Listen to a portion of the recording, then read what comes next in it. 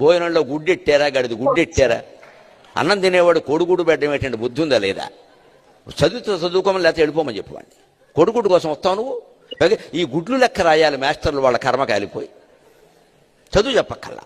ఎన్ని గుడ్లు వెళ్ళాయి, ఎన్ని గుడ్లు మిగిలే, ఎన్ని గుడ్లు మధ్యలో పేలే, ఎన్ని గుడ్లు ఈ మాస్టర్ తినేసాడు.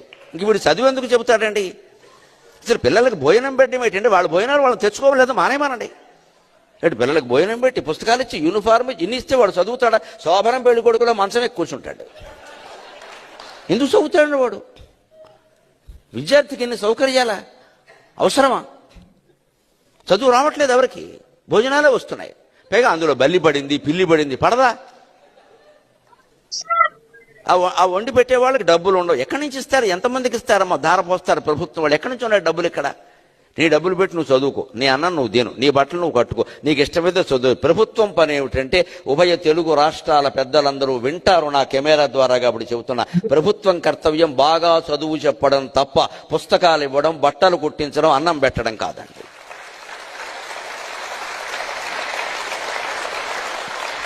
మేము ఖచ్చితంగా చదువు చెప్పిస్తాం, నీ జీవితానికి బాధ్యత వహిస్తాం. నీకు నమ్మకం ఉంటే రా, లేకపోతే వెళ్ళిపో.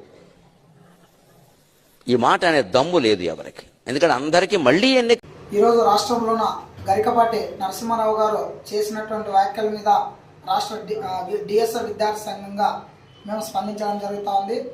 మరి గరికపాటి నరసింహారావు గారు విద్యార్థుల పట్ల అవమానకరంగా మరి ఒక విద్యార్థులు తినేటటువంటి పాఠశాలలో మధ్యాహ్న భోజనంలో పథకంలోన అందిస్తున్నటువంటి గుడ్డును గాడిద గుడ్డు మాదిరిగా అనేటటువంటి ప్రస్తావన అవమానకరంగా మాట్లాడడం ఈరోజు పేద తరగతి, మధ్య తరగతి విద్యార్థులు, పేద బలహీన వర్గాల విద్యార్థులు ఈరోజు ఎంతో మంది రాష్ట్రంలోన అనేక మంది విద్యార్థులు పాఠశాలలోనూ చదువుతూ ఉన్నారు. మరి మధ్యాహ్న భోజనం తింటా ఉన్నారు. మరి అటువంటి మధ్యాహ్నం పేద విద్యార్థులు తింటూ ఉండడం జరుగుతూ ఉంటే మరి ఈరోజు మరి గరికపాటి నరసింహారావు గారు చేసినటువంటి వ్యాఖ్యలు తీవ్రంగా విద్యార్థి సంఘాలుగా మేము ఖండిస్తూ ఉన్నాము.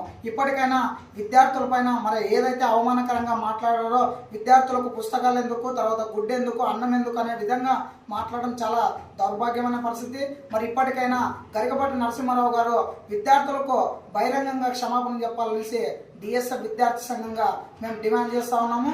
లేని పక్షంలో రాష్ట్ర వ్యాప్తంగా డిఎస్ఎఫ్ ఆధ్వర్యంలో ఆందోళన కార్యక్రమాలు నిర్వహిస్తామని తెలియజేసుకుంటూ, నా పేరు ఉదయ్ కుమార్, డిఎస్ఎఫ్ రాష్ట్ర అధ్యక్షుడు.